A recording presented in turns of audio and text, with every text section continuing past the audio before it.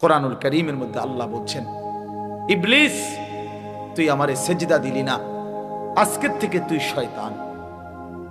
মনে রাখবা ভাই, যে সেজদা দেয় না সে শয়তান। কারণ এর আগে ইবলিসকে শয়তান বলা হতো না। যেদিন থেকে ইবলিস সেজদা দেয় নাই সেদিন থেকে তাকে কি বলে? নাকি আগের থেকে শয়তান ছিল? তার কোন দিন থেকে শয়তান হলো? হ্যাঁ, যেদিন থেকে সেজদা দেয় নাই সেদিন থেকে আল্লাহ বলল, ইবলিস আজকের থেকে তুমি রাজিম, ফাখরুজ ফা ইন্নাকা রাজিম, তুই অভিশপ্ত, বের হ।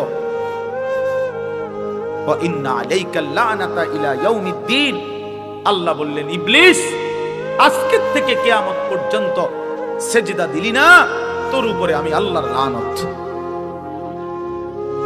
একটা ছেলে বুঝো ভাইয়া, তোর উপরে আল্লাহর লানত। এজন্য যার কপালে সেজদা নাই তোর উপরে আল্লাহর লানত। মনে রাখিস বেটা, তোর উপরে খোদার গজব, আল্লাহর লানত, আল্লাহর লানত তোর উপরে। ভাত খাস বেটা, ঘুম যাস, খাবার আর ঘুম, পেশাব পায়খানা এগুলো কুত্তারও পূরণ হয়, কুত্তাও খায়। দেখ বেটা গিয়ে, কুত্তাও খায়, কুত্তাও ঘুমায় বেটা। পরিবর্তনের জন্য মনোযোগ জরুরি। এক তো এমনি গদ বাধা শুনলাম, বুঝলে বুঝলাম, না বুঝলে নাই, গ্রহণ করলে করলাম, না করলে নাই। অনেকে এই হুজুরের ওয়াজ শুনে শুনছি, আমি হুজুর গেলাম না, এটা কোনো উচিত না।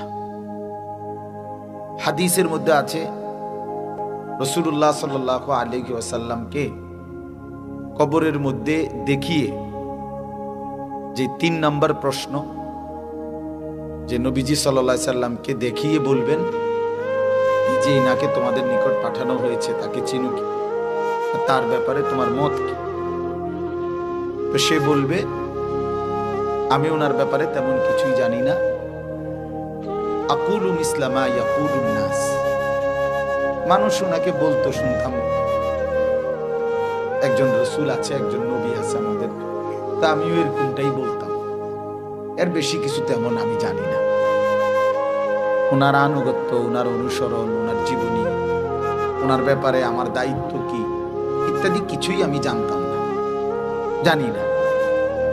তো আল্লাহ তাআলা হাদিসের মধ্যে আছে ফেরেশতাদেরকে ডাক দিয়ে বলবেন, কাযাবা আবদি, আমার এই নাফরমান বান্দা মিথ্যা বলছে, আফরিশুহু মিনান নার ওয়ালবাসুহু মিনান নার ওয়াফতাহু লাহু বাবান ইলান নার, এই নাফরমানের কবরে জাহান্নামের বিছানা বিছিয়ে দাও, জাহান্নামের পোশাক পরিয়ে দাও এবং জাহান্নাম বরাবর দরজা খুলে দাও।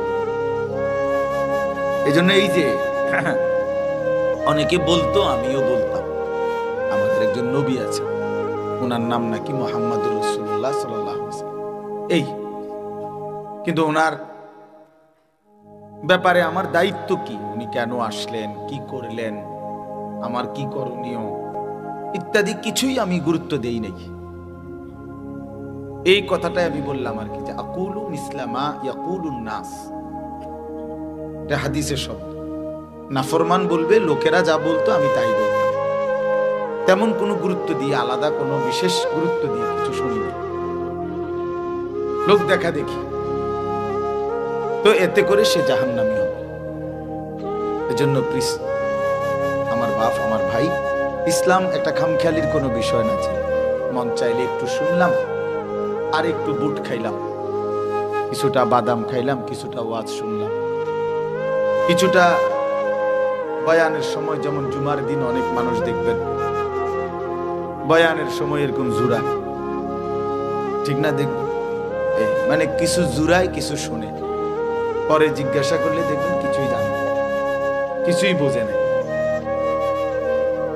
তো এই জন্য ভাই এটা বহুত একটা জরুরি বিষয়, যে দিন সম্পর্কে জানা যায়,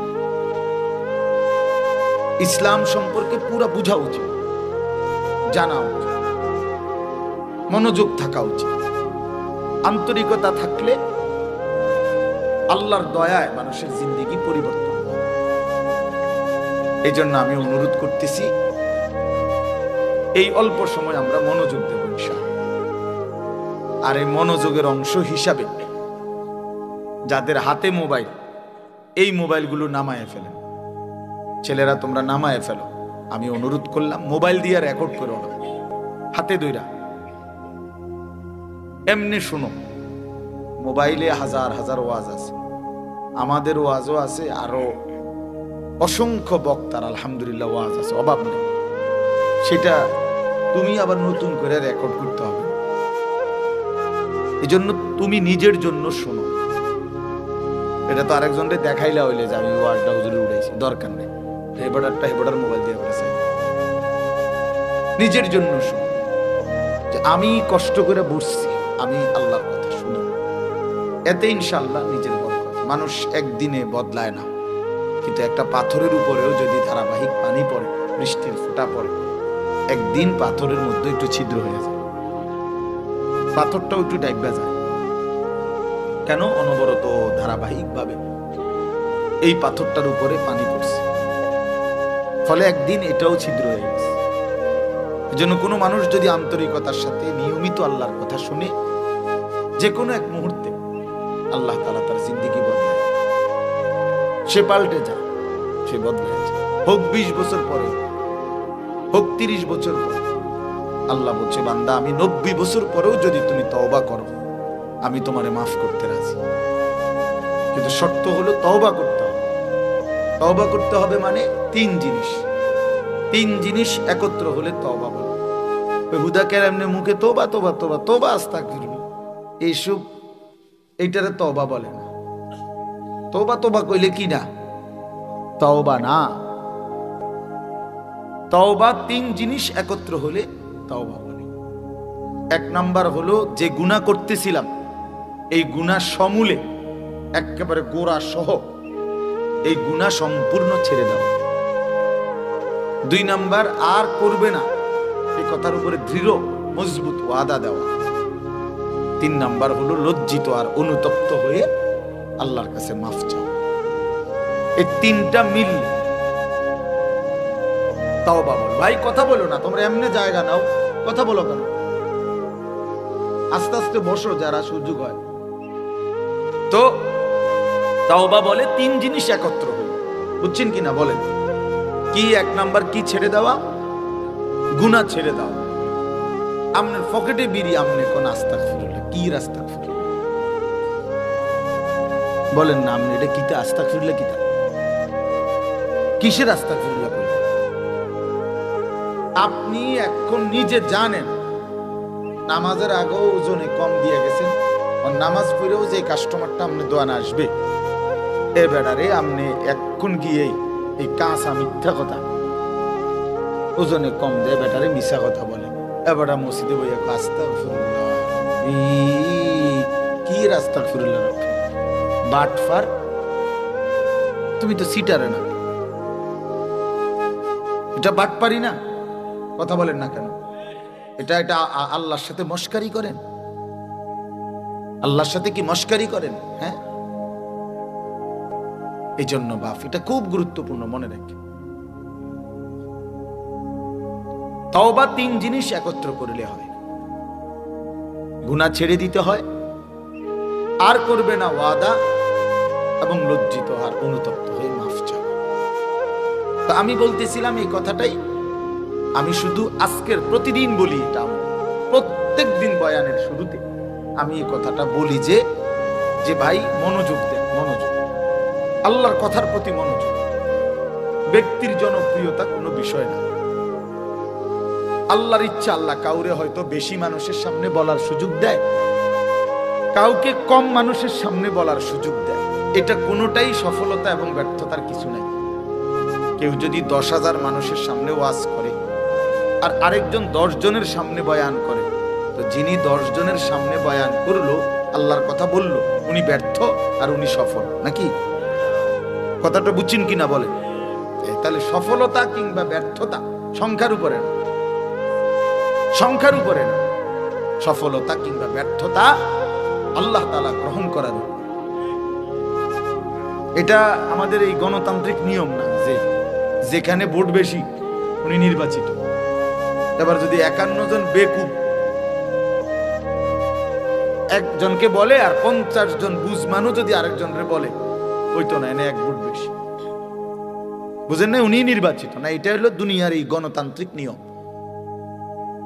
তাইলে এখানে মূল বিষয় এটা না, মূল বিষয় হলো আল্লাহর কথার প্রতি আন্তরিক হওয়া, রাসূলুল্লাহ সাল্লাল্লাহু আলাইহি ওয়াসাল্লামের কথার প্রতি আন্তরিক হওয়া। এটা খুব জরুরি। আপনারা অনেক বয়স্ক বাবা চাচা আছেন, আপনাদের কাছে আমি এটা বলি, চাচারা আপনারা অনেক সময় আছে যে এই জুমার বয়ান আপনারা মনোযোগ দিয়ে শুনেন না। এই যে মসজিদে বসে ইমাম সাহেবের বয়ানের সময় এরকম লাভ দেয়, মানে জুড়ায় বইয়া বইয়া বর্ষি দিয়া মাছ ধরে, বুঝেন না? অথচ বছরের কোনো সময় উনি অন্য কোনো দিন 12:30 1টার সময় কিন্তু উনি ঘুমায় না। এটা কোনো ঘুমের টাইম না। কোনো মানুষেরই 12:40 12:50 1টা বাজে মানুষে ঘুমায়। শনিবার রবিবার সোমবার মঙ্গলবার বুধবার বৃহস্পতিবার আপনি কি এই টাইমে ঘুমান? তো আপনি এই টাইমে আজকে শুক্রবার জুড়ান কেন? কথা বলেন, কেন জুড়াইবেন? তার মানে খামখেয়াল। যার কলিজার ভিতরে আখিরাত নাই, সাফ কথা মনে রাখবেন, বুজুর্গদের কথা। যার দিলের মধ্যে আখিরাতের ফিকির নাই, কবরের ফিকির নাই, পরকালের মানসিকতা নাই, আল্লাহর কথা শুনলে সে গাফলতি করে। কারণ সে জানে এগুলো এই সমস্ত কথা ইতান ধরে নি বেড়া চললো বেড়া। আল্লাহর রহমতে তারা 3 জন বিদেশ বেড়া আইসে, এর সমস্ত দমক হমক দিতে আইস। 3 ফুট বিদেশ যায় বেটার, এবার চিন্তা কি? বুঝেন নাই কথা না? তারা 3 জন বিদেশ। আর গীতা বাইক বিল্ডিং এর কাম শেষ, 4টা রুম, ভিতরে বাথরুম, টাইলস, বাথরুম উদ্দা টাইলস, টাইলসে মতে আল্লাহু আকবার, কত বড় নেয়ামত, সৌভাগ্য, কফাল কফাল। আর চা খায় যে, বন খায় যে, মানে সাধুয়ানে গপ মারে যে, মনে যেন নবাব সিরাজউদ্দৌলার বংশ। হ্যাঁ, বুদ্ধি দেয় এমন ভাবে। কারণ দুনিয়া তো হয়ে গেছে, দুনিয়া হয়ে গেছে, আখিরাত আর লাগবে না। ইয়ালামুনা যাহিরাম মিনাল হায়াতিদ দুনিয়া ওয়া হুম আনিল আখিরাতি হুম গাফিলুন।